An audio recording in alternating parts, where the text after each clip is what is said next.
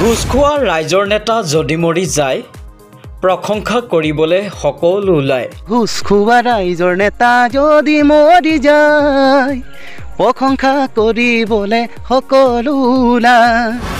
আমাৰ মাজৰ কৃষক এজন যদি হেৰাই যায় প্ৰশংসা কৰিবলৈ কোনেও নোলায়। আমাৰ মাজৰ কৃষক এজন যদি হেৰাই যায় প্ৰশংসা কৰিবলৈ কোনেও নোলায়। অ মোৰ কৃষক ভাই দুখ নকৰিবি ককাই।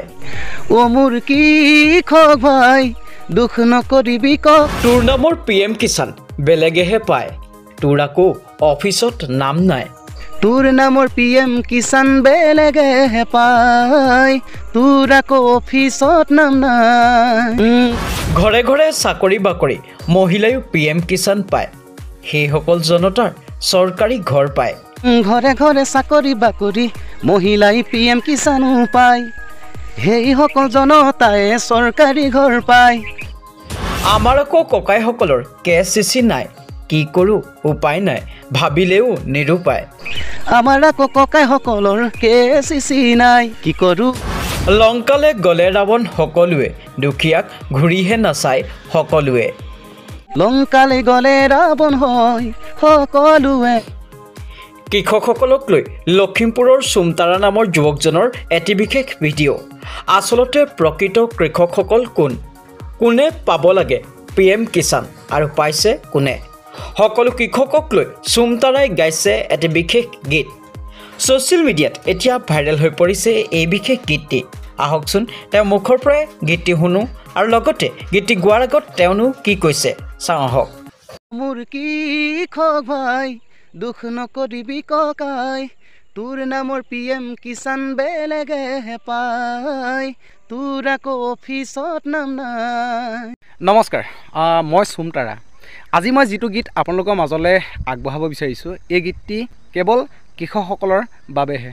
আচলতে কৃষক কোনবিলাক হয়, যিসকল দুখীয়া মানুহ আছে ন, আৰু তেখেতলোকেই কৃষক হয়, আৰু সেই সকলো কৃষকৰ কাৰণে এই গীতটি মই আপোনালোকৰ মাজলৈ আগবঢ়াইছোঁ। তো বেছি কথা প্ৰথমতে নেপাতোঁ, প্ৰথমতে গীতটি শুনি লওক, তাৰপাছত মই সকলোখিনি কৈ আছোঁ। ঘুষ খোৱা ৰাইজৰ নেতা যদি মৰি যায় প্ৰশংসা কৰিবলৈ সকলো ওলায়।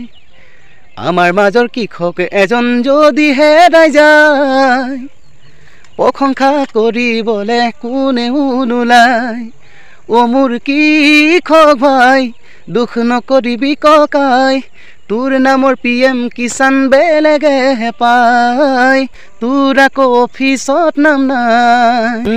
ঘৰে ঘৰে চাকৰি বাকৰি মহিলাই PM কিষাণো পায়, সেইসকল জনতাই চৰকাৰী ঘৰ পায়।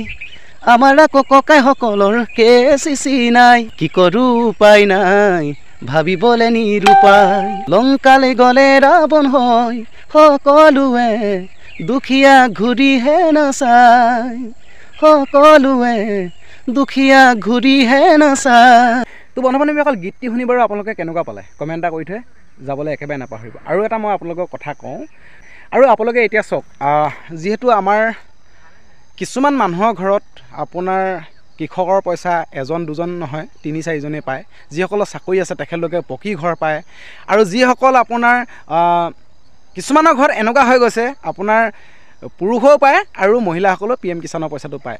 কিন্তু আমাৰ দুখীয়া মানুহ যিখিনি সঁচা কৃষক তেখেতলোকে কিন্তু নাপায়। হয় নহয় বাৰু? আপোনালোকে কমেণ্ট এটা কৰিব। বিচাৰটো আপোনালোকলৈ পঠিয়ালোঁ। আৰু বন্ধু বান্ধৱীসকল, মই আৰু এটা কথা আপোনালোকক কওঁ, ভিডিঅ'টো যিমান পাৰে শ্বেয়াৰ এটা কৰিব। শ্বেয়াৰ মানে এইটো কাৰণে কৰিব, যিহেতু এই ভিডিঅ'টো আপোনালোকলৈ পঠিয়াইছোঁ, যিহেতু আপোনালোকে শ্বেয়াৰ কৰি যদি বৰঘৰৰ আচলতে মানুহবিলাকে পালে মানে তেতিয়াহে আমাৰ যদি জীৱনলৈ কিছুমান এটা ভাল সুখবৰ আহে আমাৰ কৃষকসকলৰ কাৰণে, আৰু সেয়েহে মানে কৃষকসকলে আগবঢ়ালোঁ।